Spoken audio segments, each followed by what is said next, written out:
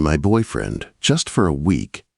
She said it like she was ordering coffee. I almost choked on my soda. My name is Nathan Cole. I live in Chicago and work as a forensic accountant. That sounds cleaner than it feels. In simple words, I am the guy companies call when they are afraid someone inside is stealing from them. I follow money, not people. Numbers lie less. Her name is Avery Lane. She is the youngest vice president at Stonebridge Capital, the big private equity firm on the top floors of the glass tower on Wacker. If they own it, half the city feels it.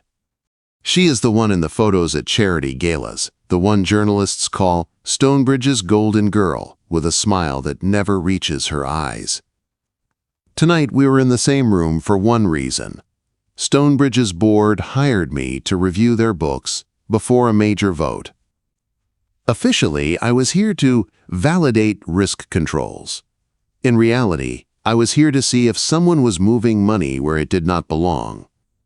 The fundraiser was at a hotel rooftop, downtown. Warm lights, fake ferns, white tablecloths, and the kind of soft jazz that makes people forget what they are saying. The skyline looked close enough to touch through the floor-to-ceiling windows. I had a badge that said consultant, and a drink that did not match the room. Soda, no ice. I wanted a clear head. My suit was plain.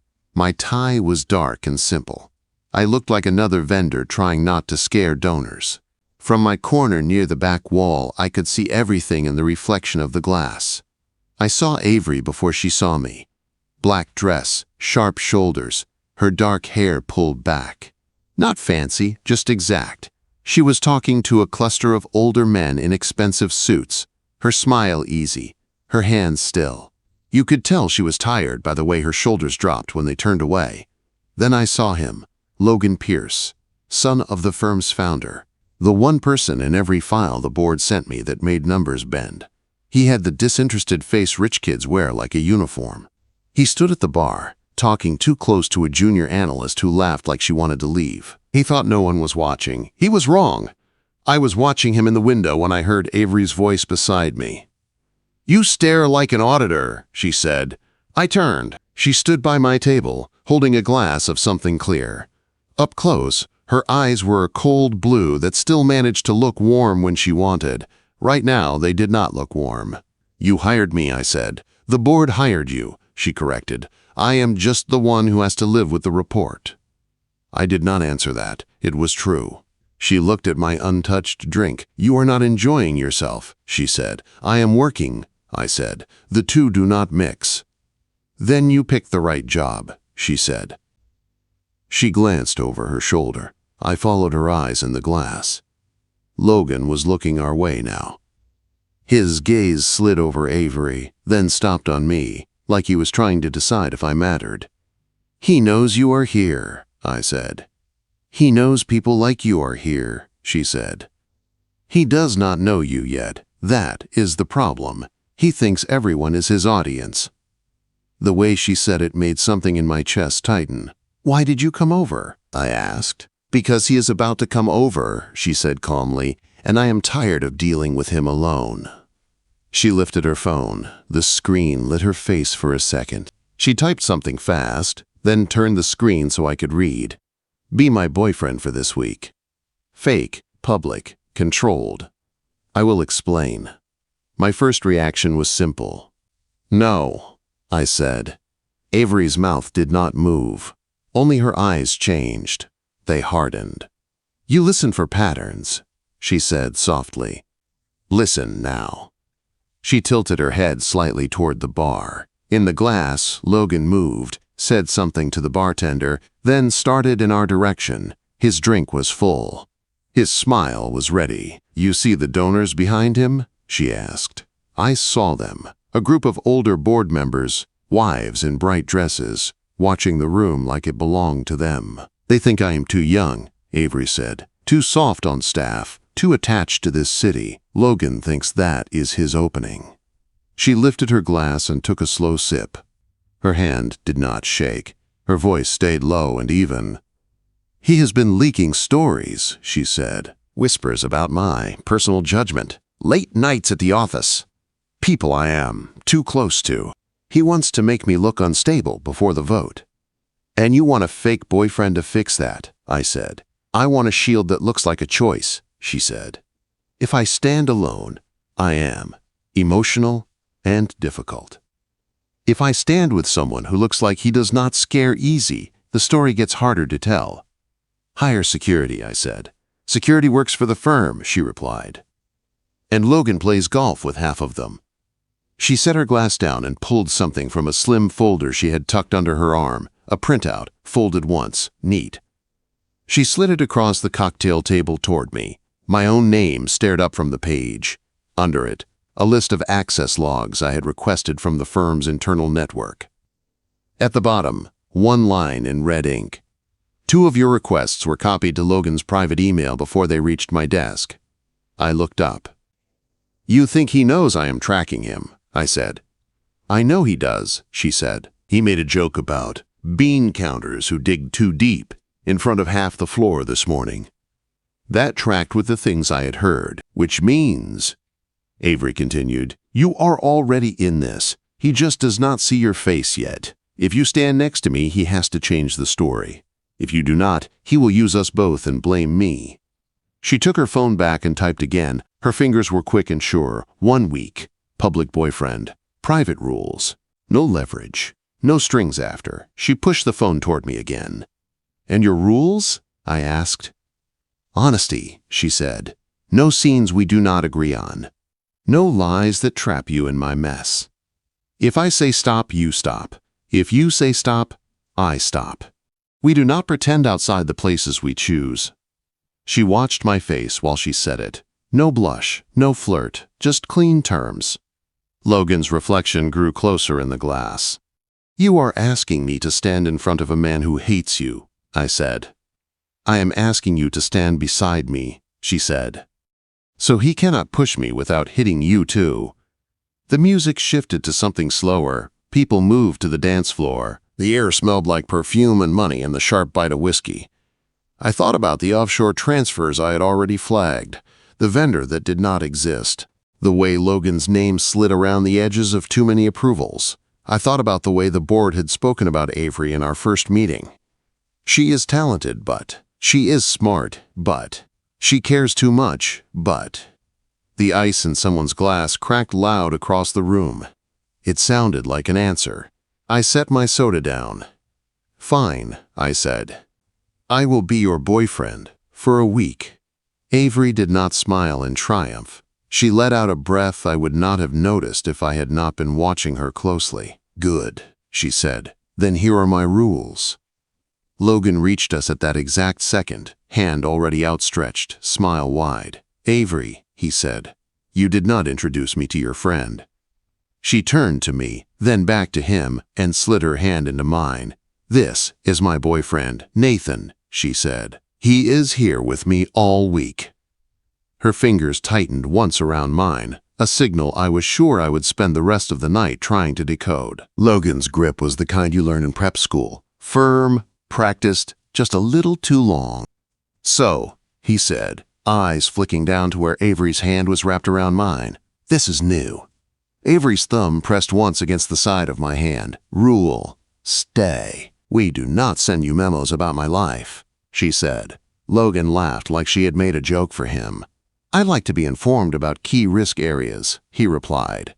He meant her, not the firm, not the money, her. I kept my face calm. Nathan, I said, nice to meet you. I did not offer anything else. No title, no firm name, no context. Let him wonder. Logan's gaze slid over me, trying to pin me down. What do you do, Nathan? He asked. Math, I said. He waited for more. I did not give it.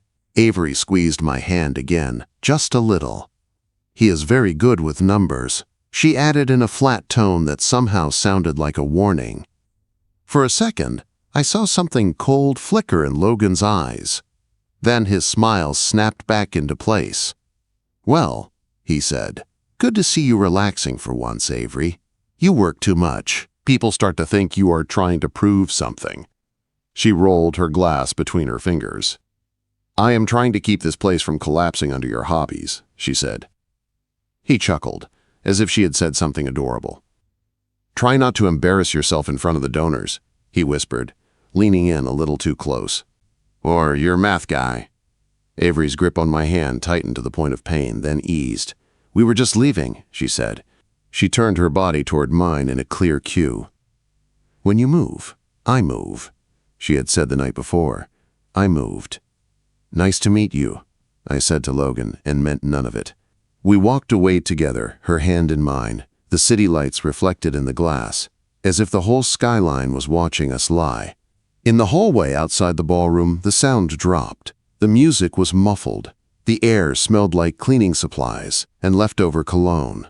Avery let go of my hand and leaned back against the wall for a second, closing her eyes. The pose would have looked relaxed to anyone else. Up close, I could see the tension in her jaw. "Rule 1, she said quietly, "we never break character in front of him." "I noticed," I said. She opened her eyes again.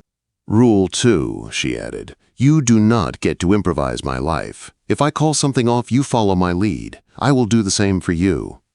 "Fair," I said. "Rule 3, she said, and her mouth curved.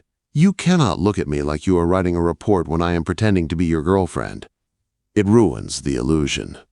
"I look at everyone like I am writing a report," I said. "I can tell," she replied. "Dial it down 10%. We stood there in the quiet hallway, our fake relationship printed in invisible ink between us.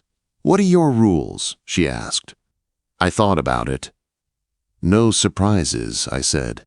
"You do not drag me into a scene without warning if you can help it. No lying in ways that destroy my work. And if someone asks me directly about us in private, I am allowed to say we are complicated." Her eyebrows rose. "You are already planning the breakup," she said. "I am planning the exit," I said. "That is what you hired me for." She tilted her head. "I did not hire you," she said, "but I am borrowing you." Her phone buzzed. She checked it and grimaced. "Board wants to move the strategy retreat up," she said. 3 days at the firm's lodge in Michigan instead of next month. Logan is pushing it. He wants us on his turf, away from press, before your report hits." "Are you going?" I asked. She stared at the message, then at me. "Yes," she said. "And you are coming with me." I waited for the rational part of my brain to object. It stayed quiet. "When?" I asked. "Friday morning," she said. "The week starts then. Until next Friday night, you are officially my boyfriend." She did not say thank you. Instead, she straightened, adjusted the strap of her dress, and picked up her glass again. "Come on," she said. "I have to say hello to 3 donors who think my job is to look pretty and agree with them." "Do you want me there?" I asked. She looked me over. "Yes," she said. "But you only get to watch." Quote. That night, when the fundraiser was done and the jazz finally died, she walked out of the hotel with me instead of her usual cluster of colleagues. The air was cold and sharp. The river glowed dark under the streetlights. Her driver waited at the curb beside a black sedan. My train stop was 3 blocks away. "Text me when you get home," she said. "That is not part of the job," I replied. "It is part of the role," she said. She unlocked her phone and handed it to me. The contact list was a long scroll of names. I added mine and typed Nathan, real one, as a joke. She saw it, and for the first time that night, a real smile broke through. "Rule 4, she said, "you do not get to label yourself." "Too late," I said, giving the phone back. She opened our empty message thread, typed something, and hit send. My phone buzzed in my pocket a second later. "This is Avery. Do not call me past midnight unless it is an emergency." "This is cold," I said. "It is clear," she replied. "I like clear." "That makes 2 of us," I said. She looked at me like she believed that. "Nathan," she said just before she got into the car, "do you ever get scared?" "Of what?" I asked. "Of being wrong," she said. "Every time I sign a report," I replied. "That is why I check twice." She held my eyes for a second longer than she had to. "Good," she said. "Check me twice." She got into the car and left me on the curb with a phone that now contained a person I was not sure how to categorize. At home, my apartment felt smaller than usual. 2 rooms, 1 table, 1 tired plant in the window. My life fit in straight lines. My books were stacked in perfect order. My notes on Stonebridge were spread across the table, every line color-coded. I opened my laptop and pulled up the vendor file that had started this whole mess. A firm called Northview Consulting. No website, no physical address, just an email, a routing number, and a series of payments that did not match any actual work. Someone had approved those payments. Not Avery. Her electronic signature was missing. Another set of credentials had been used at 2:13 a.m. on a Sunday. The access logs attached to the file pinged something in my head. I cross-checked them with the list Avery had slid to me, the same IP that had forwarded my log request to Logan. He was not just sloppy, he was arrogant. He thought no one would look. My phone buzzed. A new message. "You home?" I typed back. "Yes." "You?" Her reply came fast. "Barely." "What are you doing?" I considered the professional answer. "Reviewing logs." I sent the real one, wondering what I just agreed to. 3 dots appeared, then stopped, then came back. She was editing herself. "Welcome to my world," she wrote. I stared at the thread longer than I should have. Then I put the phone face down, grabbed a pen, and wrote on the top page of my Stonebridge file. "Week starts Friday. Do not forget the rules." By Thursday afternoon, the rules were already bending. We ran into each other in the elevator lobby at the Stonebridge building. She wore a charcoal suit and looked like every inch of her was under control except her eyes. Those gave her away if you knew where to look. 2 analysts from her team stood nearby, pretending not to stare. "Nathan," she said, stepping closer, "you are early." "Traffic was light," I said. She reached for my arm, not my hand, her fingers wrapping around my sleeve in a way that looked casual and felt anything but. "Walk me to the conference room," she said. We moved down the hallway together. I could feel the analysts' eyes on our backs. "This is not part of the schedule," I murmured. "Logan has been sniffing around my floor all morning," she answered under her breath. "If he thinks I am here alone, he will try something before we leave." "What kind of something?" I asked. "Rumors," she said. A concerned conversation with HR about my stress, a suggestion that I should take a break from the vote. We turned the corner. Logan was at the far end of the hallway, leaning against the glass, talking to a senior partner. His gaze slid to us. The partners followed. Without thinking too hard about it, I shifted my arm and let Avery's hand slide down into mine. Her fingers curled around mine like they had done it before. It was a simple motion, clean, controlled. And when Logan saw it, his smile did something new. It cracked. When his smile cracked, I knew the week had really started. Logan pushed off the glass and walked toward us. The senior partner beside him watched Avery's hand in mine like it was a new line item he did not know how to categorize. "My God," Logan said, "is the Ice Queen in love?" Avery's thumb pressed once against my hand. "Rule, stay calm." "If you start calling women that," I said, "you should fire your PR team before they quit in shame." The partner coughed, half laugh, half warning. Logan's eyes narrowed for a second, then he turned the grin on the partner instead. "Relax," he said. "We are just joking." Avery's fingers tightened, then eased. "We are leaving for the lodge at 8 tomorrow," she said. "You will be there, right, Logan? Or do you have other hobbies booked?" His gaze flicked to her, sharp. "Would not miss it," he said. "The board wants everyone together. Fresh air, clear minds. You should bring your boyfriend. I look forward to getting to know him." Quote. He looked back at me. I held his eyes, steady. "Same," I said. He walked away, the partner trotting beside him like a smaller planet. Avery let out a breath through her nose. "That," she said, "was him changing plans." "How do you know?" I asked. "Because he does not invite people into rooms he cannot control unless he has something planned for them," she said. She let go of my hand only when we reached the conference room. Inside, 3 board members and the general counsel waited, papers on the table. Coffee cups. No Logan. The chair, a woman in her 60s named Carter, nodded at me. "Mr. Cole," she said, "you have what you need for the weekend." "Yes," I said. "I will have a preliminary review ready by Sunday night. The full picture will take longer." She nodded once. "And you are joining us at the lodge," she added, as if confirming it with herself too. "I am," I said. Avery sat beside me. Her knee brushed mine under the table. Not an accident. A steady point in a room that shifted with every sentence. The meeting stayed dry and polite.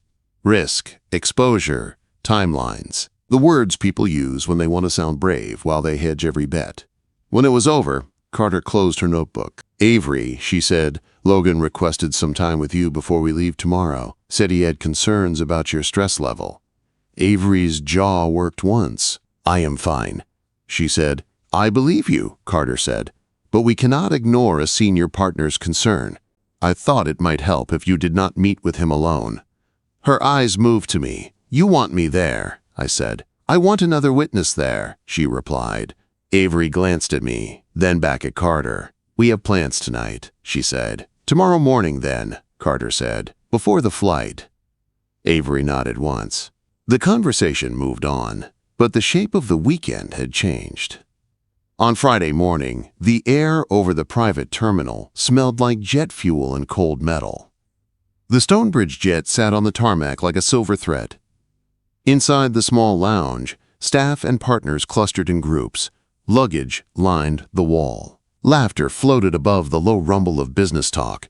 "My name is Nathan Cole. I do not belong in rooms like this. I belong in small offices with bad lighting, staring at numbers until they make sense." Right now, I stood with Avery near the large window, a carry-on at my feet, her hand looped through my arm like it belonged there. Logan was late on purpose. When he walked in, conversations paused. He wore a navy coat and a scarf that probably cost more than my rent.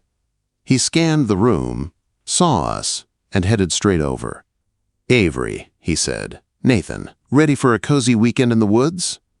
"Cozy is not the word I would use," Avery said. "You should relax," he replied. "This is a strategy retreat, not a trial." "Feels like both," I said. He smiled at me like we shared a joke. "Can I borrow Avery for a moment?" he asked. Carter wanted me to check in. Avery's hand tightened on my arm. "We can talk here," she said. "It is personal," he said. "Then it should not be at work," I answered. He looked at me with new interest, like he was deciding what kind of threat I was. "You really follow the rules," he said. "I like clear lines," I replied. His jaw tightened, just a little. "Fine," he said. "Sit then." We took seats in a row of chairs along the wall. Logan dropped into the one opposite us, leaning forward, elbows on his knees, posture casual, eyes sharp. "I have noticed some concerning behavior," he said, in the falsely gentle voice people use when they want to sound kind and feel powerful. "From whom?" Avery asked. "From you," he said. "The late nights, the snapping at staff, the sudden appearance of a boyfriend in the middle of a critical review." He glanced at me like I was a prop. "I worry you are not thinking clearly," he added. Avery's mouth curved, not in a smile. "You worry I am not easy to move," she said. He shrugged. "The board needs stability," he said. "If your judgment is compromised, maybe sitting this vote out would be best. Take a break. Let the people with more distance handle it." There it was, the offer dressed up as concern. "Do you have any proof my judgment is compromised?" she asked. "Whispers," he said. "Stories. People talk. They say you are too close to staff, too close to certain vendors, too close to this city. People like you," I said. He turned those cold eyes on me. "You think you know my world," he said. "I know your numbers," I said. "They are messy." Avery's thumb pressed once against my wrist where she had moved her hand. "Rule, do not say more than we agreed." Logan saw the movement. His smile sharpened. "Be careful, Nathan," he said. "If you tie yourself to her, you sink when she does." "I do not tie myself to liars," I said. For a second, something ugly flashed across his face. Then the boarding call broke the moment. Staff started lining up. Carter gestured for us. "This conversation is not over," Logan murmured. "Yes," Avery said. "It is." On the plane, seats were arranged in pairs facing each other. Avery took one by the window and nodded for me to sit beside her. Logan ended up across the aisle, close enough to hear anything we did not hide. As the plane climbed, the city shrank into a grid of light. Clouds swallowed us.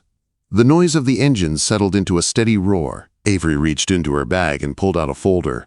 She set it on the tray table between us. "These are the approvals with Northview," she said. "Everyone that has a timestamp outside normal hours."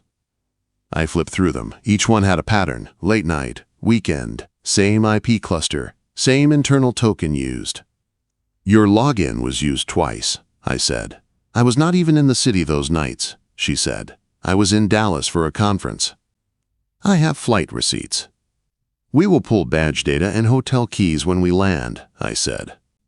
"If your badge was somewhere else, they forged your access." Her jaw clenched. "He wants me to feel crazy," she said. "He wants me to doubt what I remember." "Do you?" I asked. She looked at me like she wanted to lie and could not. "Sometimes," she said quietly, "when enough people repeat the same story, it starts to sound like truth." I leaned back, letting the hum of the engines fill the space for a second. "Look at me," I said. She turned her head, met my eyes. "Logan's story only works if it stays in the dark," I said. "You brought me in to turn the lights on.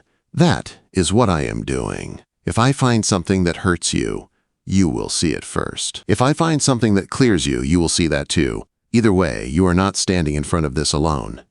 Her hand tightened on the edge of the folder. "Rule check," she said softly. "What?" I asked. "You said no lies that trap us," she said. "Does that promise trap you?" "Yes," I said, "but it is mine. I chose it." Her gaze softened in a way that had nothing to do with the fake label we were wearing. "That is the problem," she said. "What is?" I asked. "You do not look like someone pretending," she said. The plane bumped through a patch of rough air. A few people gasped. Avery did not flinch. She kept her eyes on me like she had grabbed onto something solid. "Neither do you," I said. Her mouth twitched. "Do you ever break your rules?" she asked. "Only when someone deserves it," I said. The corners of her eyes crinkled. "Good," she said, "because when we land, I am going to ask you to do something that will make this feel even more real." Quote, "The lodge looked like money pretending to be rustic. Huge stone fireplace, dark wood beams, big windows facing the frozen lake. Outside, the pines were heavy with snow. Inside, people in suits tried to look comfortable in flannel. My name is Nathan Cole. I came here to follow numbers. I was now also the fake boyfriend of the one person Logan wanted off the board's radar. Avery stood beside me in the lobby as staff handed out key cards. She wore a simple sweater and dark jeans, nothing flashy, but she still looked like the center of gravity in every room. Logan watched us from across the stone floor, leaning on the check-in counter like he owned the building. She slid a small card into my hand. "Room 214, she said. "Mine is 215. They put us side by side." "You expected that," I said. "Of course," she replied. "It makes it easier for him if he thinks we sneak between rooms all night." One more story to whisper.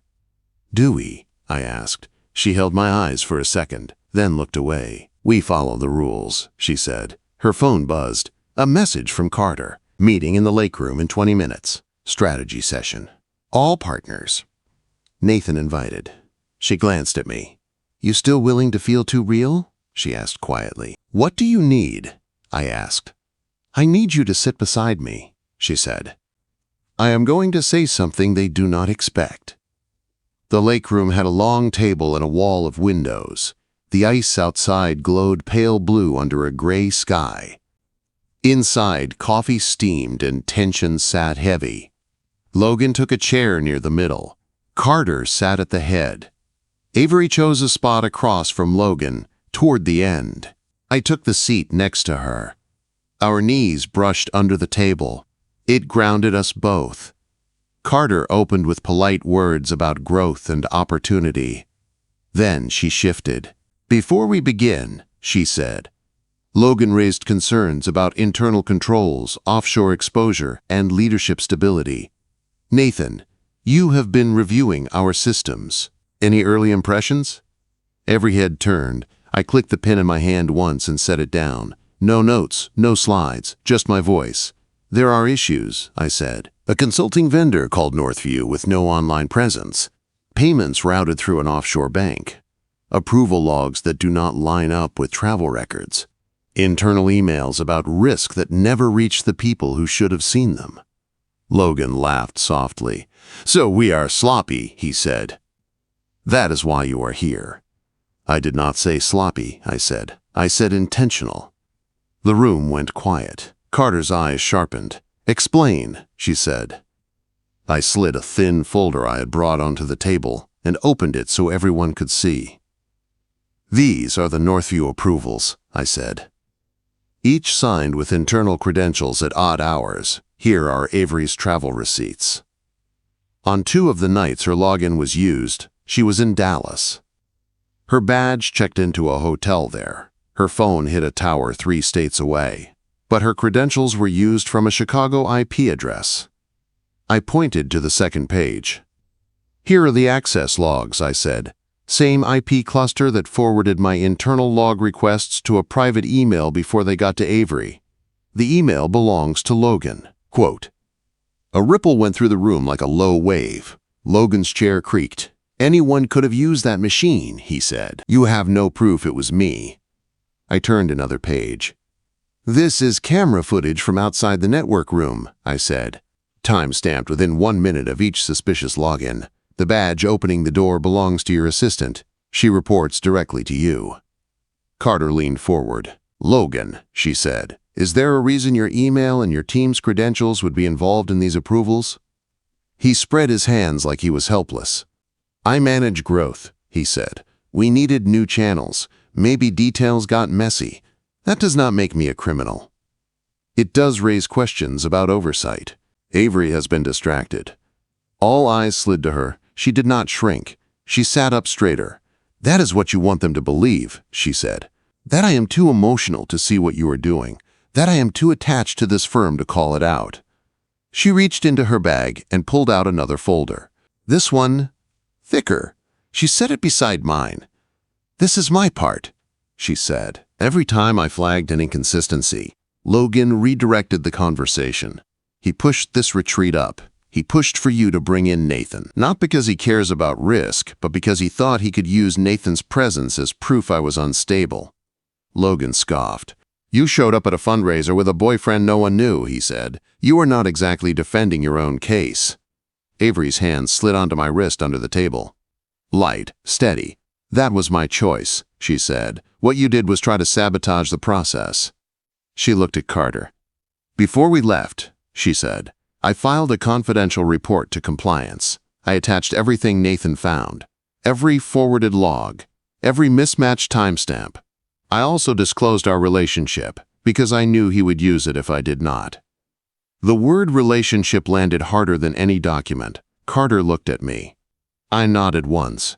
It is real enough to declare, I said, and I stand by my work. Logan's face went flat. This is insane, he said. You are both compromised. You dragged an outsider into our internal politics, and now you want to punish me for doing my job. You moved company money off the books, I said. You used another executive's credentials. You tried to push her out before anyone could connect the lines. That is not your job. Carter lifted her hand. Enough, she said. Her gaze went around the table, taking in every face. We will conduct a formal investigation, she said. Effective immediately, Logan, you are suspended from decision-making and system access. You will remain at the lodge until our counsel has spoken with you. He stood up fast, chair scraping. You cannot do that, he snapped. I can, she said, and I will. Sit down. For a second, I thought he might walk out. Instead, he dropped back into the chair like someone had cut his strings. The rest of the meeting blurred. Procedures. Next steps. Legal phrases in plain voices. What stayed sharp was Avery's hand on my wrist, and the way she kept her head high, even when the weight of every eye pressed down. When Carter finally adjourned, people left in clumps. Some nodded to Avery as they passed. Some avoided her gaze. Logan disappeared with counsel. Avery did not move. You okay? I asked. She let out a slow breath. I feel like I jumped off a building and the ground has not decided what to do with me yet. she said. Right now, the ground is holding, I said. She looked at our hands, still linked. Rule check, she said quietly. We made this feel very real. It is, I said. At least on my side. Her eyes lifted to mine, quick and searching. Even if none of this existed, I said, nodding toward the folders, the room, I would still be here. Her mouth parted like she wanted to argue. Then she closed it again. Come outside, she said. We walked down a side hall to a door that led to a small balcony. The cold hit hard.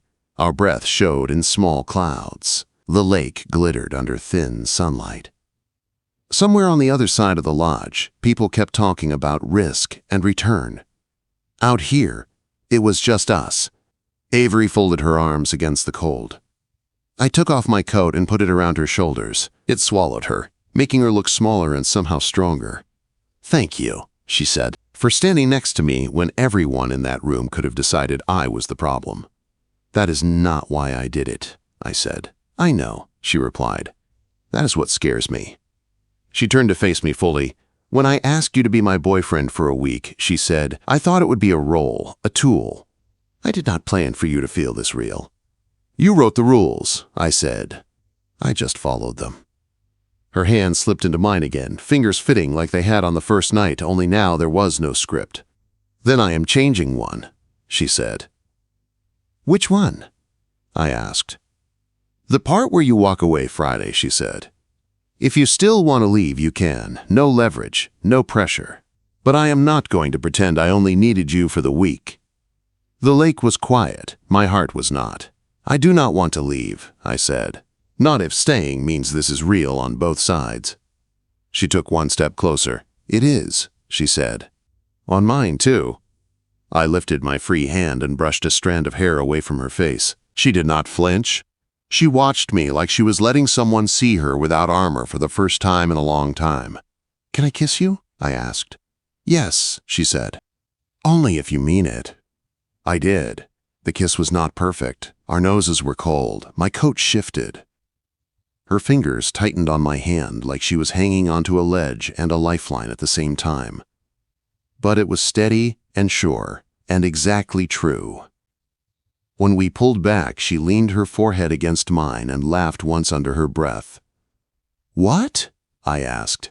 I asked for a fake boyfriend for 1 week, she said. You turned it into something I do not want to give back. That is on you, I said. You wrote rules that made it feel too real. She smiled, small and honest. Good, she said. Then keep them. She slid her hand down my arm and laced our fingers again. After this week, she said, I do not want you to be my fake anything. Then what am I? I asked. She squeezed my hand. You are my real one, she said.